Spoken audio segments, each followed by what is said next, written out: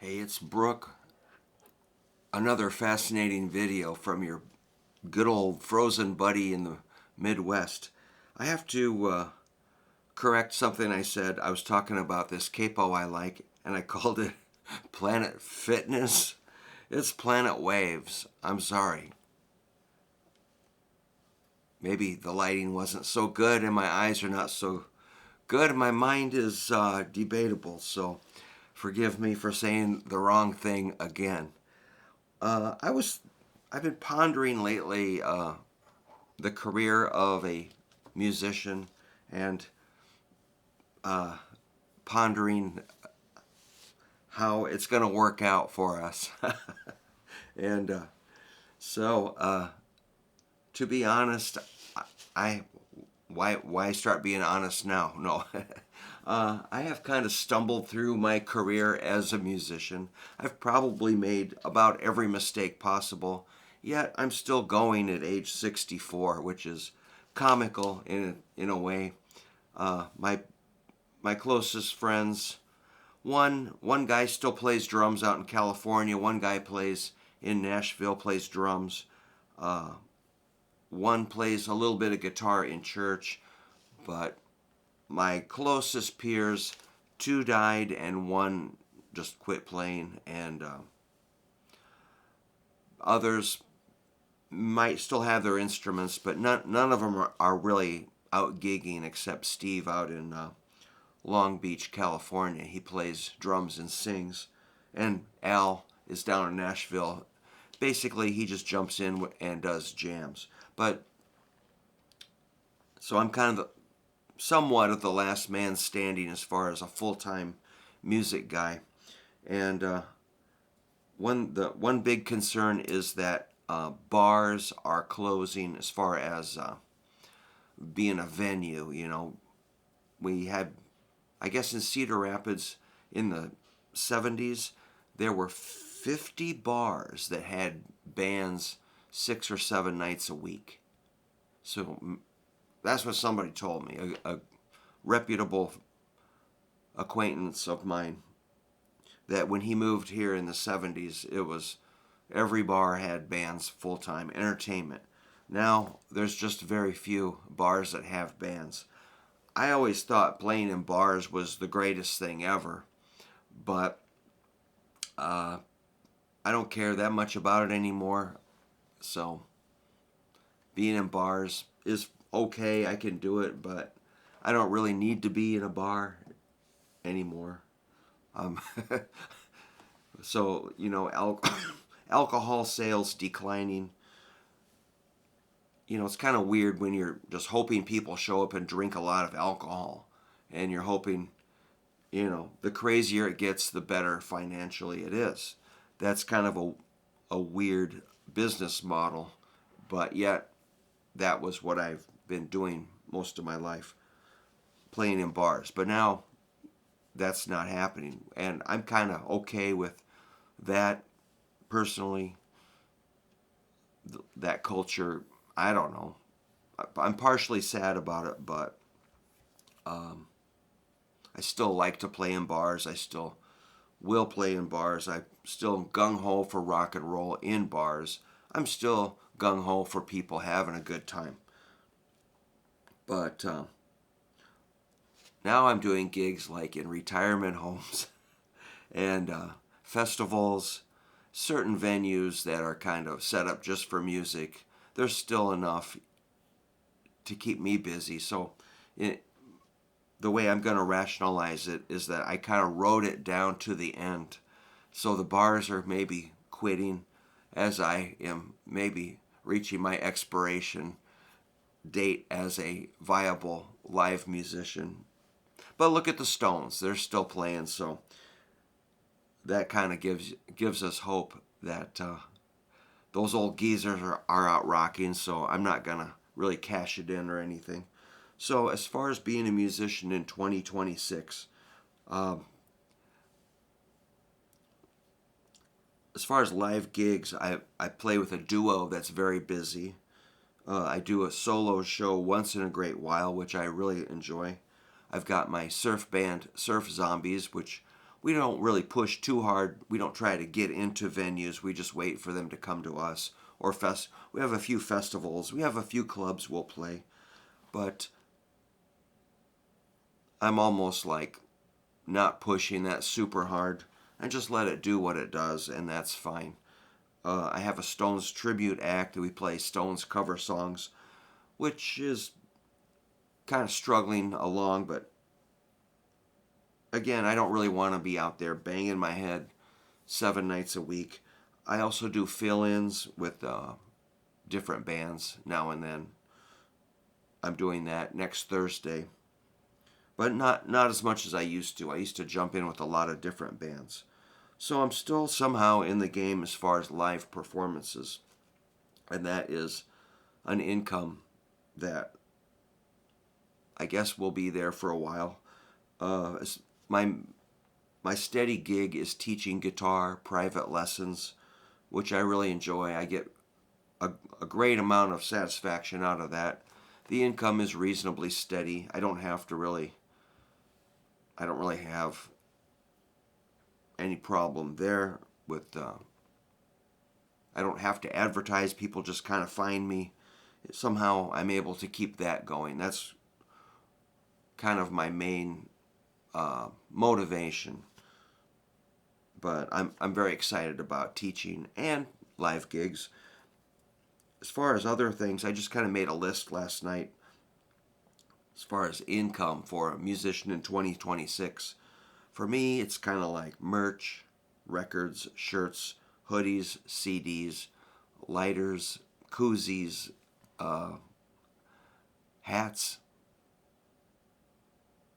and so it's kind of funny. We are with Missing Fink Records now, but for most of our life we were just independent. We would self-release, maybe kind of attached to a label just to put a name on it, or make up a name.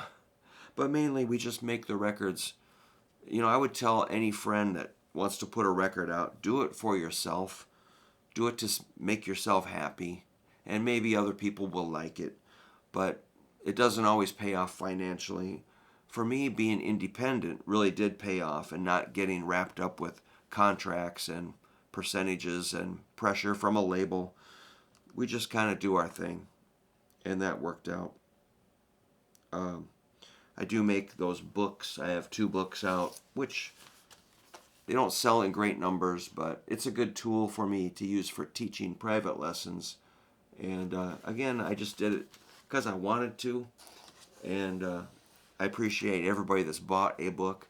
I do really like to ship them out. I've got my envelopes, labels. I'm ready to ship them out if you need one. So that's not difficult. I need to print some more books. I make a little bit of money off of that. YouTube is another thing I like to do. I like to make these videos as far as being lucrative. Some of the videos I make like 44 cents. It's pretty bad. Some of them I make $1. Some go a little bigger. Some go less. But I just enjoy kind of hearing from you guys, and it gives me an outlet for my ideas about teaching guitar, or just random things like this. I make a little bit of money off streaming services. I use CD Baby. I recommend that. It gets it out to all the streaming, whatever they are, services, I guess. Napster, eMusic.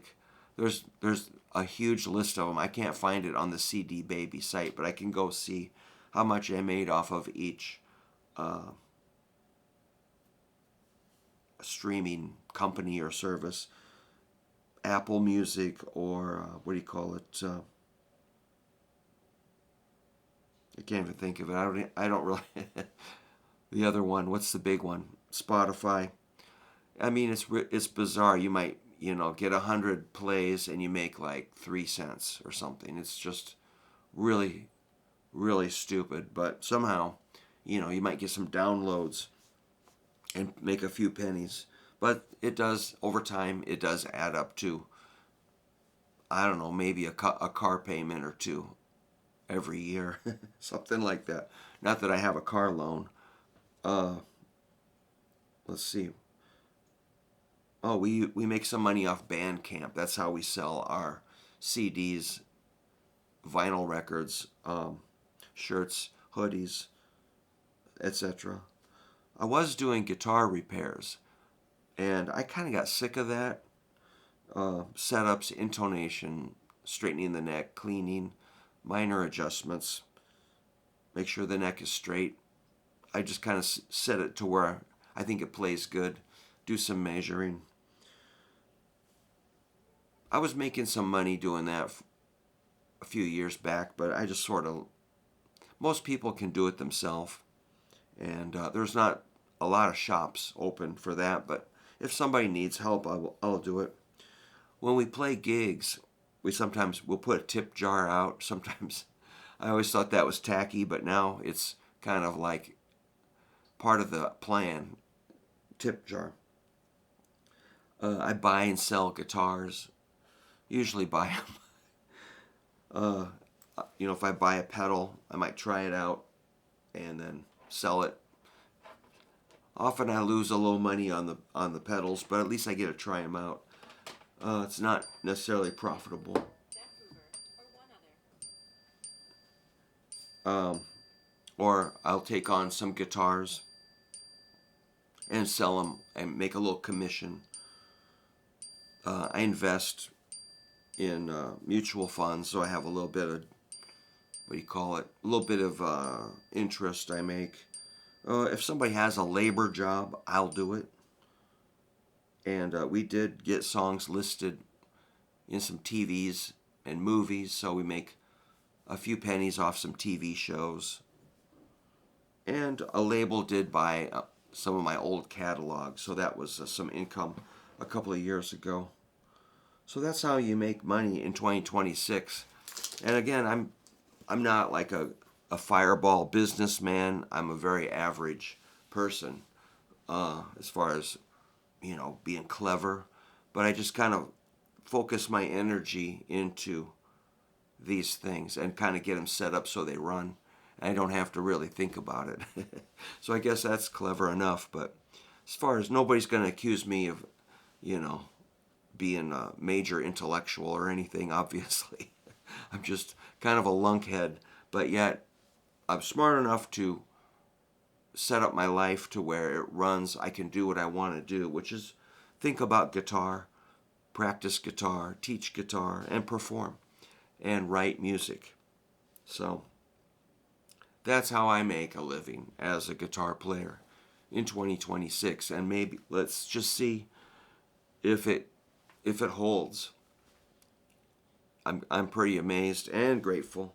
So thanks for being a small part of it, or whatever part. You've been very kind to me, people that I don't know very well, but I do make friendships through my YouTube channel. I love talking to you guys, and we have some good conversations, just chatting. You can email me or send me videos of you practicing, and I'll respond. And I'll probably give you like, hey, that looks good, but whoa, what's going on with that A chord or something.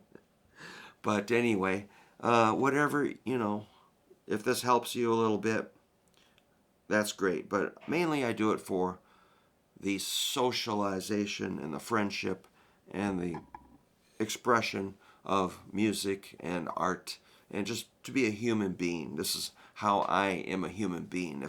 If I had to do something like, I never really wanted to work in an office, let's just say that, or